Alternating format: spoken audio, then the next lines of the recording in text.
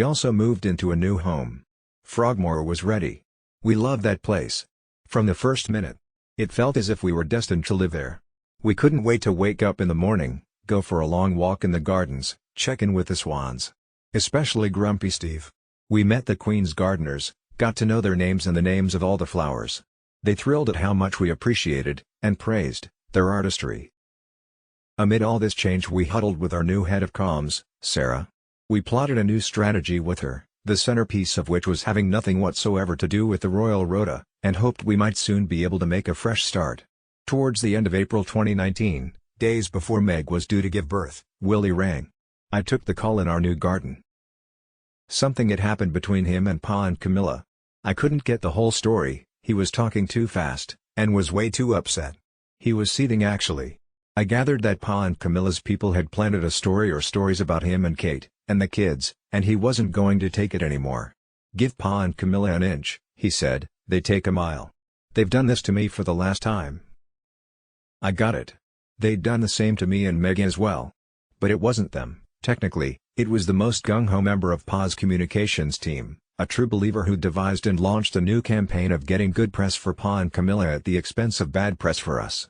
For some time this person had been peddling unflattering stories, fake stories, about the heir and spare, to all the papers. I suspected that this person had been the lone source for stories about a hunting trip I'd made to Germany in 2017, stories that made me out to be some fat-bottomed 17th-century baron who craved blood and trophies, when in reality I was working with German farmers to cull wild boar and save their crops. I believed the story had been offered as a straight swap, in exchange for greater access to Pa, and also as a reward for the suppression of stories about Camilla's son, who'd been gadding around London, generating tawdry rumors.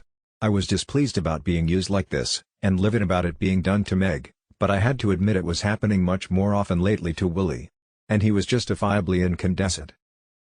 He'd already confronted Pa once about this woman, face to face. I'd gone along for moral support. The scene took place at Clarence's house, in Pa's study. I remember the windows being wide open, the white curtains blowing in and out, so it must have been a warm night. Willie put it to Pa, "How can you be letting a stranger do this to your sons?" Pa instantly got upset. He began shouting that Willie was paranoid. We both were. Just because we were getting bad press, and he was getting good, that didn't mean his staff was behind it. But we had proof. Reporters, inside actual newsrooms, assuring us that this woman was selling us out. Pa refused to listen. His response was churlish, pathetic. "Granny has her person, why can't I have mine?" By Granny's person he meant Angela. Among the many services she performed for Granny, she was said to be skilled at planting stories. "What a rubbish comparison," Willie said. "Why would anyone in their right mind, let alone a grown man, want their own Angela?" But Pa just kept saying it. Granny had her person, Granny had her person. High time he had a person too. I was glad that Willie felt he could still come to me about Pa and Camilla, even after all we'd been through recently. Seeing an opportunity to address our recent tensions, I tried to connect what Pa and Camilla had done to him with what the press had done to Meg. Willie snapped, "I've got different issues with you too." In a blink he shifted all his rage onto me. I can't recall his exact words, because I was beyond tired from all our fighting, to say nothing of the recent move into Frogmore, and into new offices, and I was focused on the imminent birth of our first child. But I recall every physical detail of the scene. The daffodils out, the new grass sprouting, a jet taking off from Heathrow, heading west, unusually low, its engines making my chest vibrate. I remember thinking how remarkable that I could still hear Willie above the jet. I couldn't imagine how he had that much anger left after the confrontation in that cot. He was going on and I lost the thread. I couldn't understand and I stopped trying. I fell silent, waiting for him to subside. Then I looked back. Meg was coming from the house, directly towards me. I quickly took the phone off speaker, but she'd already heard.